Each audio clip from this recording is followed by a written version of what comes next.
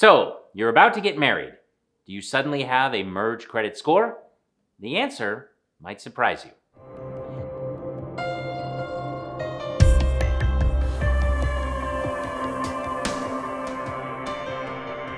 Hello everyone, Peter Billigus here for the Peter Billigus channel, where we always, sometimes, make finance fun. Today we are talking about credit scores and whether or not you have a merge score when you get married. And if it does merge, is there a way to unmerge it if you needed to? Well, before I answer that, a quick review of what a credit score is. A credit score is just the numeric summary of your credit report.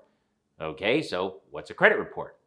A credit report is a document compiled by a credit reporting agency that is simply a financial history of how well you have paid your loans on time. That's your loans, not necessarily your bills. How much debt you have. The credit report will list all the outstanding debt on your car, your credit cards, or your home. It also lists what loans you have recently applied for. If you've applied for a store charge card or a credit card or a car loan, the record of you applying can wind up on your credit report. And of course, any liens, judgments, or any debts that are currently in collections will be on the credit report. Now, a credit report can be a little bit hard to understand. So many years ago, two dudes named Bill Fair and Earl Isaac created a mathematical formula that could be used to read credit reports. They began looking at thousands and thousands of credit reports, and what they were really looking for were trends. They began to assign points to certain trends that they found on credit reports. So for example, if someone had a late payment, that person lost points. If someone had an on-time payment, well, that person added points. If someone paid on time for several months in a row, they got even more points. After several tests and trials, Bill Fair and Earl Isaac had their formula, and with it, they formed the Fair-Isaac Company, also known as FICO.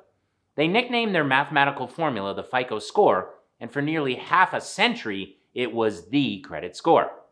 The classic FICO score was on a scale of 300 all the way up to 850. 300 being terrible, 850 being perfect. Now, lenders use your FICO score as one of the factors to determine if they will give you a loan. Lenders typically break up the FICO score into groups, and the group you fall into will determine the interest rate on your loan. So they might say that people with a score of 780 to 850 are in Group A, 700 to 779 is Group B, and so on. Now again, what these groups typically determine is not whether or not you will get the loan, but what your interest rate will be. This is a common misconception about credit scores. If you have a low credit score, you can still get a loan, you will just have to pay a higher interest rate. And if you are buying something large, like a car or a house, that interest rate is going to have a lot of influence about how much that car or house will cost you over the long term. So when you get married, does your credit score merge with your spouse? Do you suddenly have a merged credit report? Well, the answer is no. You will always have your own credit report, and so will your spouse. Hope it works out. If you go to buy a house together, the loan officer will take the average of your two scores. But what if your spouse has great credit and yours is not so great? Is there a way to avoid having the loan officer average your scores? Can the loan officer just look at your spouse's score and ignore yours? Well, the answer is yes, but the problem is in that case, the loan officer can only use your spouse's income in the loan eligibility calculation. Now, typically, you can borrow somewhere between 3 to 4 times your annual income to buy a home. If you make $50,000 a year and your spouse makes $50,000 a year, then together you make $100,000 a year. Together, you and your spouse would be able to buy a house for between $300,000 and $400,000. But if your credit is terrible, you can remove yourself from the loan application process, but in doing so, you also remove your income. So in the above example, the loan officer would only count your spouse's income, which is $50,000. In that case, you could only purchase a house between $150,000 and $200,000. So what can you do? I understand some people are concerned. They say, Peter, my credit is terrible, and I'm worried that my spouse will leave me, and I will have nothing except a tattoo across my chest that reads, Frosty the Snowman had a corn husk pipe, so essentially, he was a smoker. Not the best role model for kids. Well, my first piece of advice is try to address your credit score in advance. Sometimes moving your score just a few points can put you into a new credit group, and that changes everything. When married couples want to buy a home, they often start by looking at houses. This is the wrong place to start. They should start by looking at banks.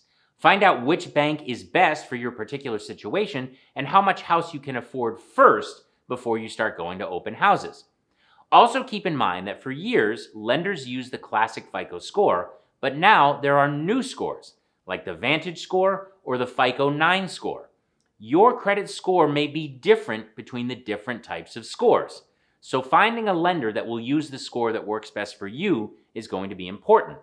In addition, there are programs like Experian Boost that help raise your credit score. They do this by simply giving you credit for the bills you already pay on time, like utility bills.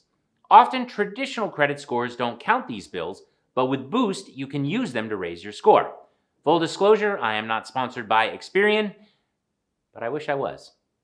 And perhaps, best of all, many of the smaller banks and credit unions can create a loan where your credit score isn't considered at all.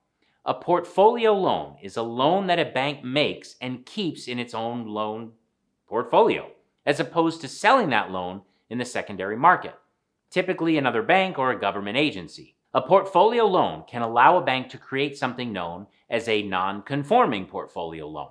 This is just a loan that doesn't fully meet the requirements necessary to sell the loan in the secondary market. Since the bank doesn't intend to sell the loan, it can loosen some of the requirements that the secondary market demands. You may need to talk to a few banks to find one that will offer a non-conforming loan, but if you have a low credit score, it will be worth it. So remember, when you get married, you do not have a merged credit report and score. A loan officer will simply take the average of your two scores. If you don't want the scores to be averaged, that's possible, but in that case, they will not average the incomes. They'll only look at one person's income. But as we discussed, there are some options, such as using a different type of credit score, or maybe finding a bank that will offer a non-conforming loan. If you know the identity of the second gunman on the grassy knoll, please hit the like button and consider subscribing to this channel. And if there is a question you want me to answer, just let me know in the comments section below. I'm Peter Billigus, and thanks for watching.